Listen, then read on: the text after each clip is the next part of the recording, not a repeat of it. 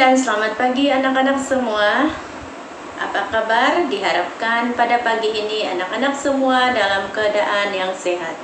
Sebelum kita memulakan ibadah kita pada pagi ini, mari kita kunci tangan, tutup mata, dan tundukkan kepala. Kita berdoa. Ya Bapa di surga, Bapa yang selalu mengasihi dan menyertai kami, pada pagi ini kami mengucap syukur atas berkat dan pertolongan-Mu, sehingga kami dapat berkumpul di tempat ini.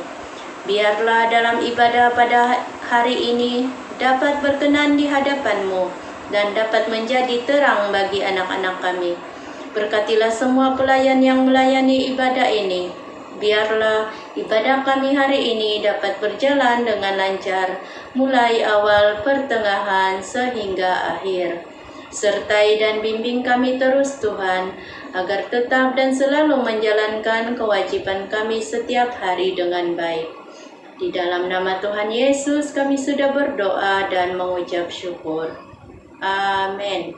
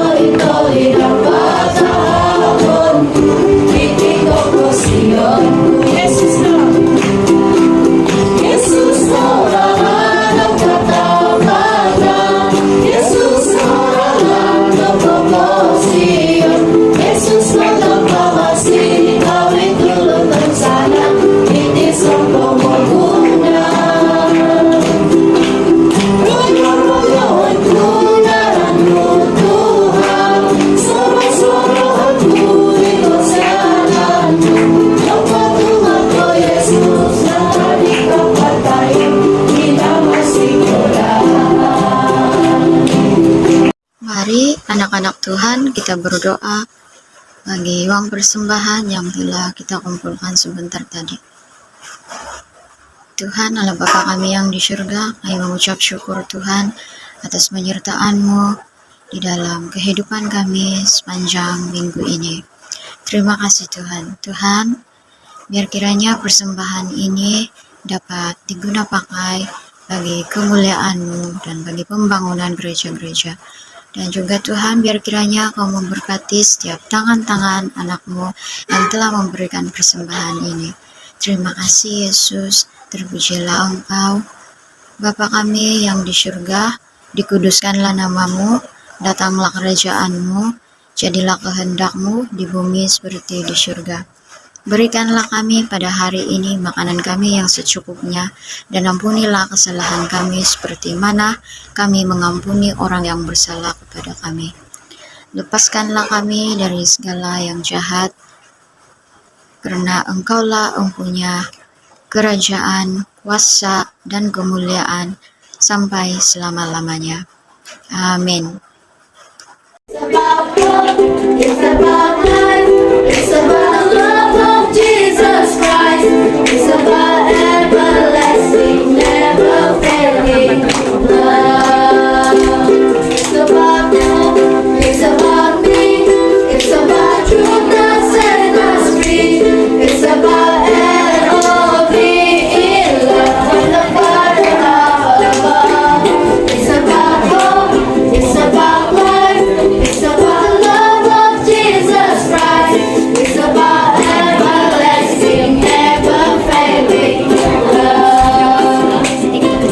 Sebelum kita mendengar cerita Alkitab, mari kita berdoa.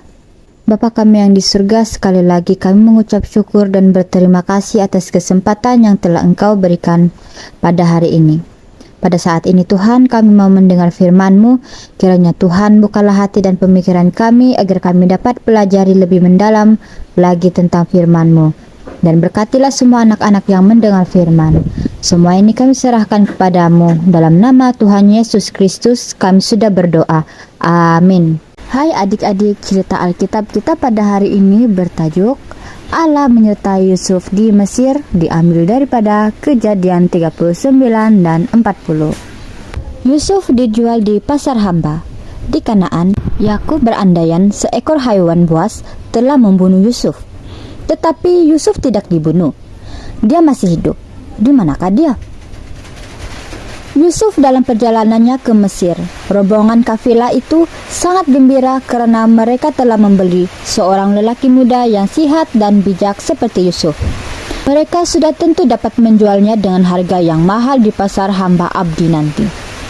Apabila kamu mendengar perkataan pasar, kamu pasti akan terbayangkan sayur-sayuran, daging, buah-buahan, dan bunga-bungaan. Kadangkala burung dan hewan juga ada dijual di sebuah pasar. Tetapi, pernahkah kamu mendengar tentang sebuah pasar yang menjual orang? Di Mesir ada sebuah pasar yang menjual orang sebagai hamba. Hamba adalah berlainan dengan pembantu rumah. Pembantu rumah menerima gaji dan boleh memilih dengan siapa dia mau bekerja. Tetapi hamba adalah orang yang dibeli dengan uang dan menjadi kepunyaan orang yang membeli mereka. Tuan mereka boleh melakukan apa sahaja kepada mereka. Seorang hamba tidak mempunyai pembebasan. Yusuf sedang berdiri di sebuah pasar abdi bersama-sama dengan ramai lagi yang lain untuk dijual. Akhirnya seorang kaya datang. Dia ialah seorang pegawai yang bekerja untuk Firaun, Raja Mesir. Apabila dia terlihat Yusuf, dia suka melihatnya dan membelinya daripada kafilah yang telah membawa dia ke Mesir. Potifar membawa Yusuf ke rumahnya yang cantik dan kaya. Ada ramai lagi hamba abdi selain daripada Yusuf yang bekerja untuk Potifar. Kehidupan Yusuf benar-benar telah berubah. Sebelum dia datang ke Mesir, dia ialah anak yang sangat dikasihi oleh ayahnya Yakub. Kini, dia hanyalah seorang hamba di sebuah keluarga yang kaya. Mereka menyembah berhala dan memuja matahari. Tetapi Yusuf tidak mengikut penyembahan berhala mereka. Dia tetap berdoa kepada Allah yang hidup dan tidak lupa kepada apa yang telah diajarkan oleh datuknya Ishak dan ayahnya Yakub tentang Allah.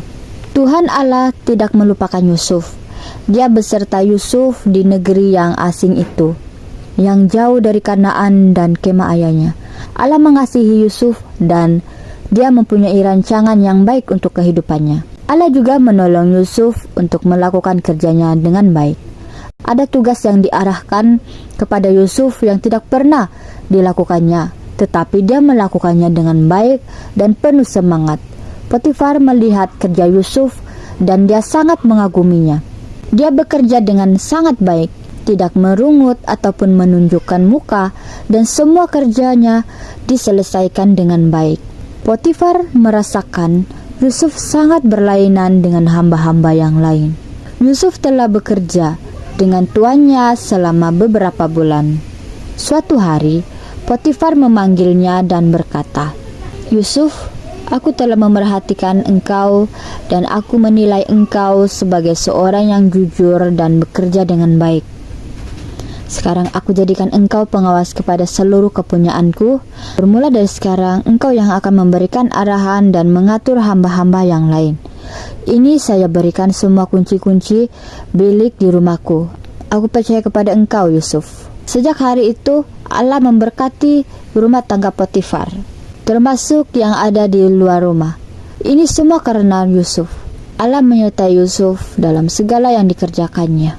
Yusuf digoda. Yusuf ialah seorang lelaki yang kacak dan istri Potifar sangat menyukainya. Pada suatu hari, tidak ada orang lain di rumah Potifar kecuali Yusuf dan istri Potifar. Tiba-tiba istri Potifar menarik baju Yusuf dan berkata, datanglah ke bilikku dan tidur denganku." Tetapi Yusuf menolak untuk masuk ke biliknya. Dia menarik bajunya dan berlari keluar dari rumah itu. Sekarang istri Potifar menjadi sangat benci kepadanya. Apabila suaminya pulang ke rumah, dia menangis. "Yusuf seorang lelaki yang jahat.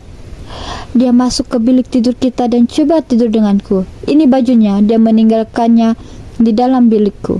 Kepada suaminya, baju Yusuf sebagai bukti kepada apa yang telah dikatakannya. Potifar mempercayai apa yang telah dikatakan oleh istrinya tentang Yusuf. Dia membuang Yusuf ke dalam penjara. Di sana Yusuf duduk di belenggu seperti seorang penjahat. Yusuf sangat sedih. "Tuhan, aku tidak melakukan apa-apa kesalahan terhadap istri Potifar." Dia berdoa. "Aku tahu." Allah seperti berbisik di dalam hati Yusuf. "Jangan takut. Aku masih menyertaimu di dalam penjara ini." Selepas itu Yusuf menjadi tenang semula. Kemudian Allah menggerakkan hati pengawas penjara itu supaya dia menjadi sangat suka kepada Yusuf. Dia memberikan kerja kepada Yusuf. Tugas Yusuf adalah untuk melawat orang-orang tahanan yang lain untuk membantu mereka jika mereka memerlukan sesuatu. Apabila dia menolong orang lain, dia dapat melupakan hal tentang dirinya dan dia tidak merasa sedih lagi. 2 orang pegawai tinggi Firaun juga turut dipenjarakan. Seorang lagi pengurus minuman yang menuangkan minuman ke dalam cawan Firaun. Seorang lagi ialah pengurus roti yang bertanggung jawab memastikan roti dan kek di atas meja Firaun sentiasa segar dan lazat. Mereka berdua telah melakukan kesalahan dan Firaun mengarahkan supaya mereka dipenjarakan. Yusuf bertanya kepada mereka, "Mengapa kamu bersedih pada pagi ini?" "Malam tadi, kami berdua bermimpi," jawab pengurus minuman dan pengurus roti itu. "Tetapi, kami berdua tidak tahu apakah maksud mimpi kami itu." "Allah ialah pentafsir mimpi," kata Yusuf. "Tetapi, beritahulah aku mimpi kamu." Pengurus minuman memberitahukan mimpinya terlebih dahulu. "Di dalam mimpi itu, aku nampak pokok anggur di hadapanku. Pokok itu bercabang 3. Sebek saja cabang-cabangnya mula berdaun, segera bunga-bunganya berkembang, lalu buahnya masak. Pada waktu itu aku sedang memegang cawan minuman raja. Itu aku mengambil buah anggur itu dan memerah airnya ke dalam cawan raja." "Inilah maksud mimpimu," kata Yusuf, karena Allah telah menunjukkan kepadanya maksud mimpi itu. 3 cabang bermaksud 3 hari.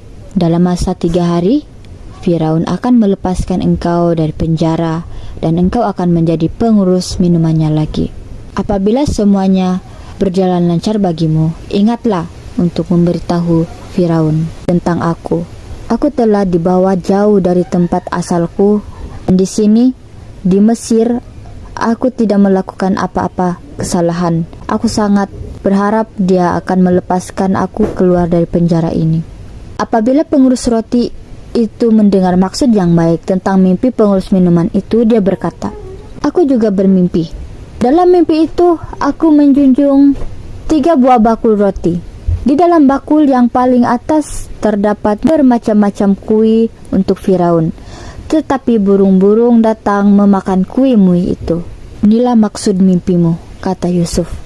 3 bakul bermaksud 3 hari. Dalam 3 hari, Firaun akan memerintahkan agar engkau dihukum mati. Apa yang dikatakan oleh Yusuf menjadi kenyataan.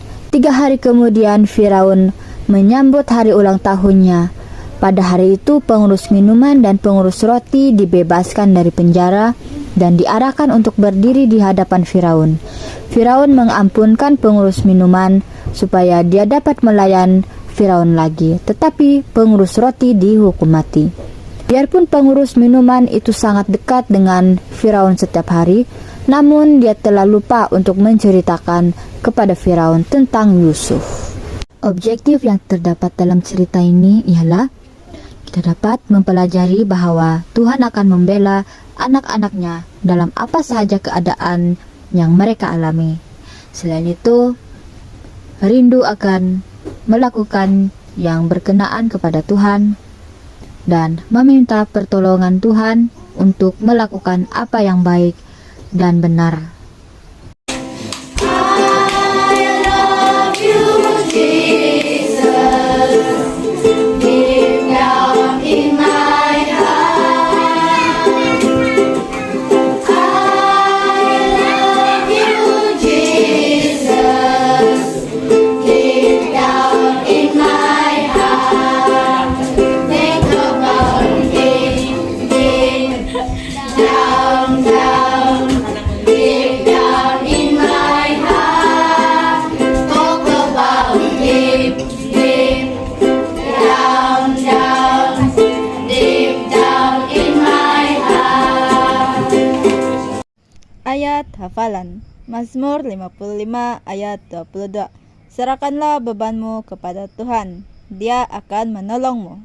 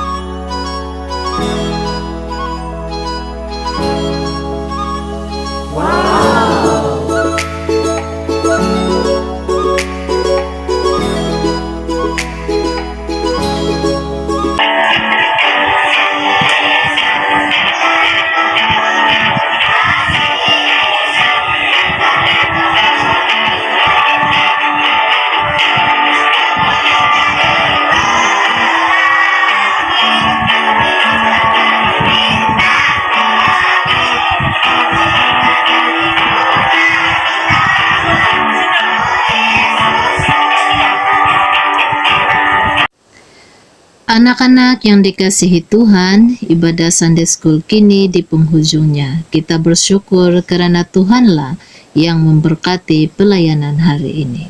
Mari kita berdoa. Tuhan memberkati engkau dan melindungi engkau. Tuhan menyinari engkau dengan wajah-Nya dan memberi engkau kasih karunia. Tuhan menghadapkan wajah-Nya kepadamu dan memberi engkau damai sejahtera dari hari ini sampai selama-lamanya. Amin.